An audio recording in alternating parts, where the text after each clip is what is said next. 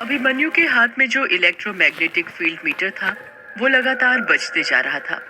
उसकी आवाज धीरे धीरे तेज होती जा रही थी। युग इलेक्ट्रोमैग्नेटिक फील्ड मीटर को देखते हुए कहता है, यार ये इतना आवाज क्यों कर रहा है? तो इसे बंद क्यों नहीं करता, वरना जंगली जानवर जाग जाएंगे। और यदि वो जाग गए तो भूत प्रेत हमें मारे या ना मारे, लेकिन वो हमें जरूर मार डालेंगे। अभिमन्यु चिढ़ते हुए युग से कहता है, युग, तू तो ऐसे बोल रहा है जैसे मैं ये सब जानबूझकर कर रहा हूँ। ये डिवाइस अपने आप ही बजता है, और वो भी तब जब आपके आसपास कोई पैरानॉर्मल एक्टिविटी हो रही हो। मतलब ये है कि हमारे आसपास जरूर कोई ना कोई अदृश्य शक्ति है। अभिमन्यु उस इलेक्ट्रोमैग्नेटिक फील्ड मीटर को चारों तरफ घुमाने लग जाता है, और जिस डायरेक्शन में इलेक्ट्रोमैग्नेटिक फील्ड मीटर से ज्यादा आवाज आ रही थी उस ओर जाने लग जाता है। युग अभिमन्यु को रोकते हुए कहता है, कहाँ जा रहा है तू? अभिमन्यु बांस के पेड़ से निकलते हुए कहता है, भूत को पकड़ने। चल जल्दी से मेरे पीछे आजा। बहुत हंस रहा था ना तू मुझ पर?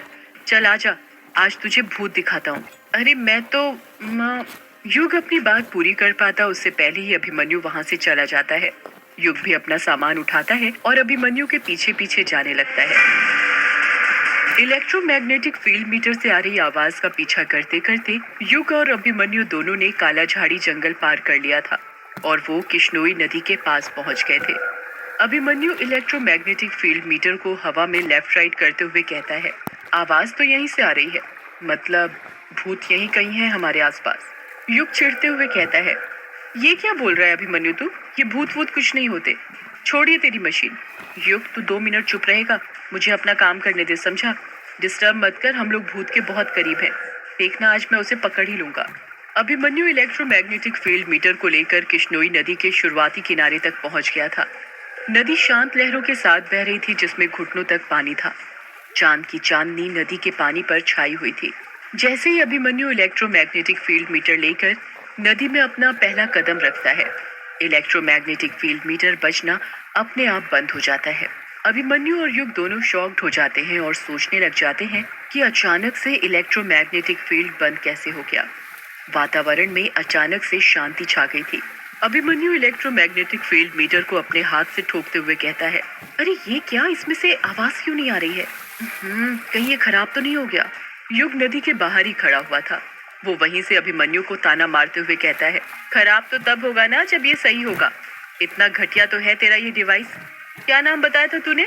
हाँ, इलेक्ट्रोमैग्नेटिक फील्ड मीटर। तुझे पता है इसने आवाज करना बंद क्यों कर दिया? अभिमन्यु उदासी के साथ पूछता है। क्यों? क्योंकि शायद तुझे पता नहीं है, इलेक्ट्रोमैग्नेटिक फील्ड का एटमॉस्फेयर पर फर्क पड़ता है। मतलब ये कि जब वातावरण चेंज होता है तो मैग्नेटिक फील्ड भी चेंज होता है, जिस कारण जब हम जंगल से यहाँ तक आए तो इसने यहाँ पर आकर आवाज करना बंद कर दिया, क्योंकि जंगल के अंदर के एटमॉस्फेयर में और नदी के पास के एटमॉस्फेयर में बहुत डिफरेंस है। तुझे कैसे पता ये सब? इलेक्ट्रॉनिक एंड इलेक्ट्रिकल इंजीनियर हूँ बेटा, इतना तो पता ही होगा। तेरी तरह झोला छाप पैरानॉर्मल एक्टिविटी एक्सपर्ट नहीं हूँ। मैं नहीं मानता। मुझे तो लगता है कि मेरा ये डिवाइस हमें बिल्कुल सही जगह पर लाया है। युग अभिमन्यु को घूरते हुए कहता है, और तुझे ऐसा क्यों लगता है? इसके 2 कारण हैं। पहला कारण ये कि जब हम जंगल से यहाँ नदी तक आए तो उस बीच भी एटमॉस्फेयर चेंज हुआ होगा, तब ये बंद क्यों नहीं हुआ? यहाँ नदी पर आकर ही बंद क्यों हुआ?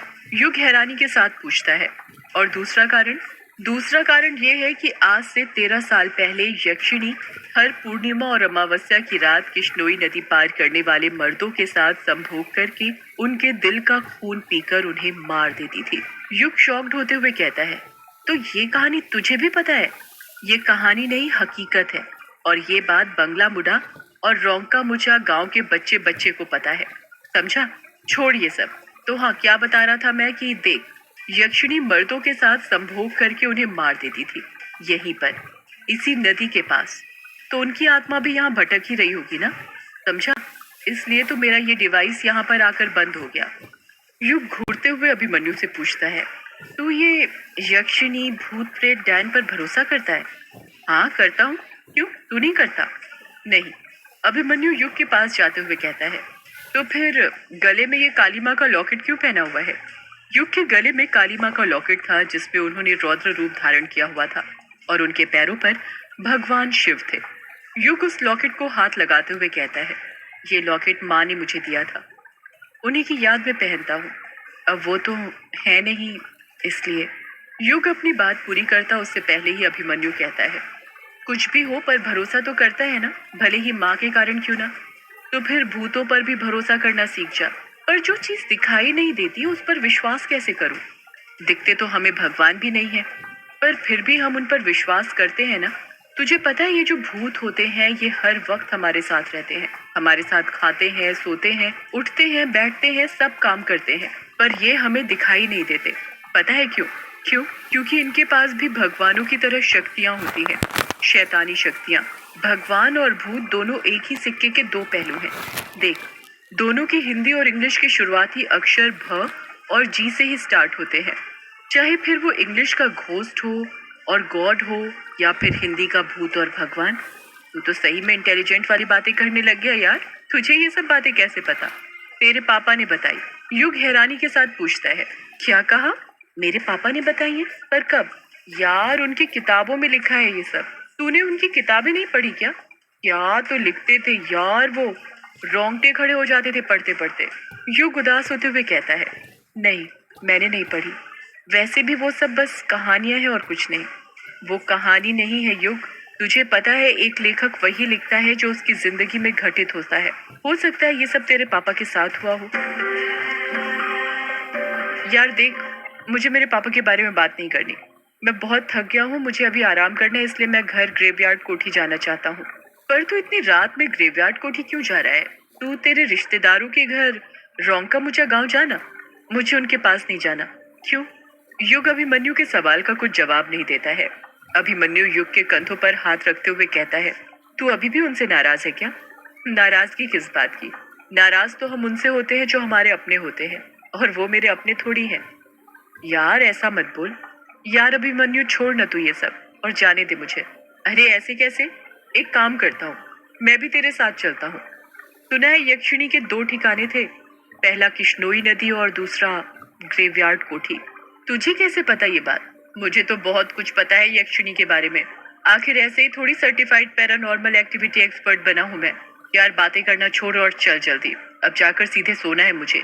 वैसे अच्छा हुआ तू मिल गया मुझे, मैं तो रास्ता ही भूल गया था। रास्ता ही तो दिखाने आया हूँ मैं तुझे। क्या बोला? कुछ नहीं। वो देख, वो रही तेरी ग्रेवयार्ड कोठी। अभिमन्यु ने अपने हाथ से राइट साइड की ओर इशारा करते हुए कहा। जिस ओर अभिमन्यु ने इशारा किया था, जब युग उस तरफ देखता है तो वो देखता है कि ग्रेवयार्ड कोठी का ऊपरी सिरा नदी से साफ साफ दिख रहा था। ग्रेवयार्ड कोठी ऊपरी सतह पर बनी थी, जिस कारण उसका गुंबद देखा जा सकता था। ग्रेवयार्ड कोठी नदी से करीब 600-700 मीटर दूर थी। ग्रेवयार्ड कोठी के ऊपर काले काले बादल मंडरा रहे थे, जिन्हें देखकर ऐसा लग रहा था कि वो काली शक्तियां थी जो युग के आने का वहां पर इंतजार कर रही थी।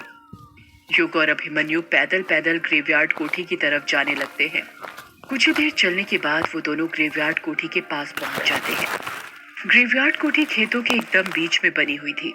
आसपास दूर दूर तक कोई घर नहीं था। ग्रेवयार्ड कोठी के पास करीब 2 हेक्टेयर जमीन थी जो खाली पड़ी हुई थी। ग्रेवयार्ड कोठी 2 मंजिला थी, जिसमें बाहर से खिड़कियां देखने से लग रहा था कि करीब 50 से 60 कमरे होंगे।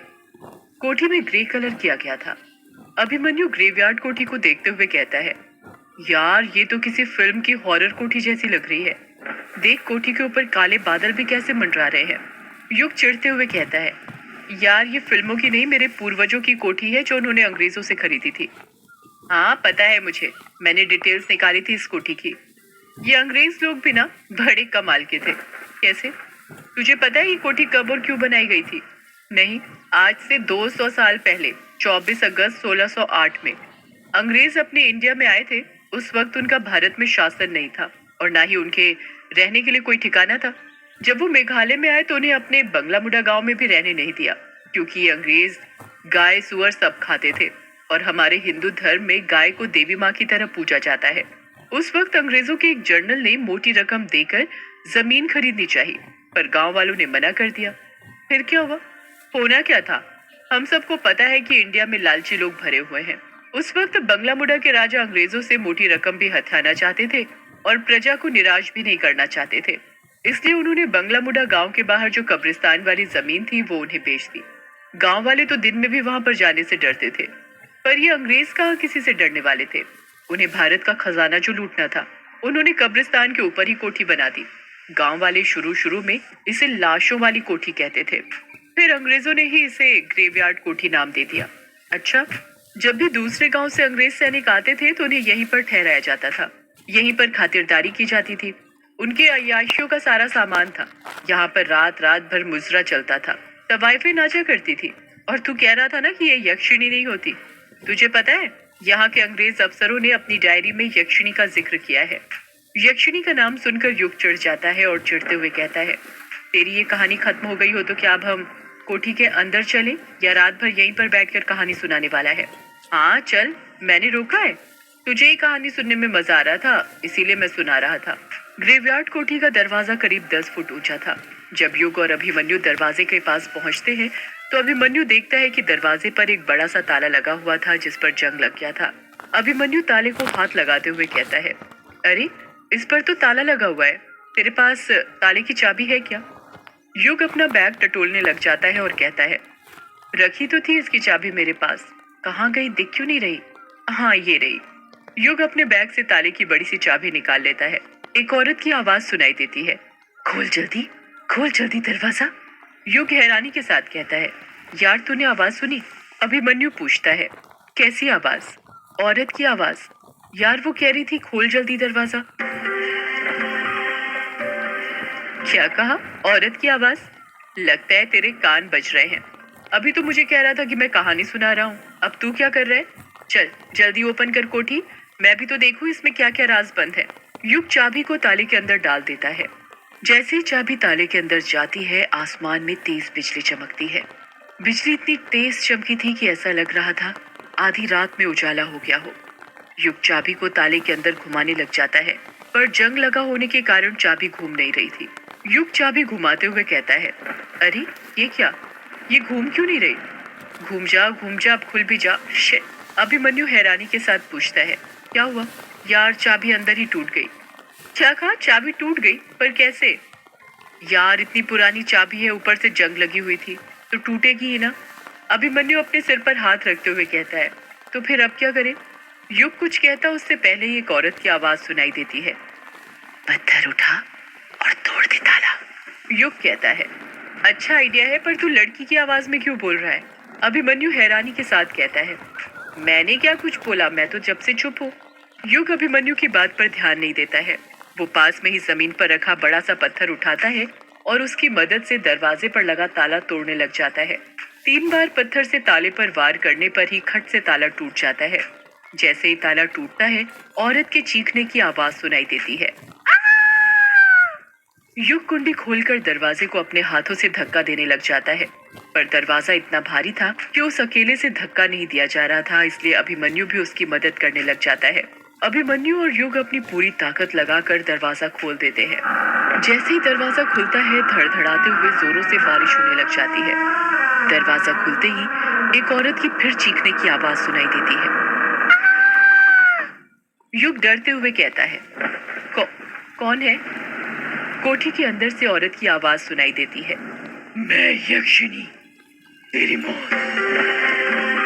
सदियों से है पुरानी ये यक्षिणी की कहानी।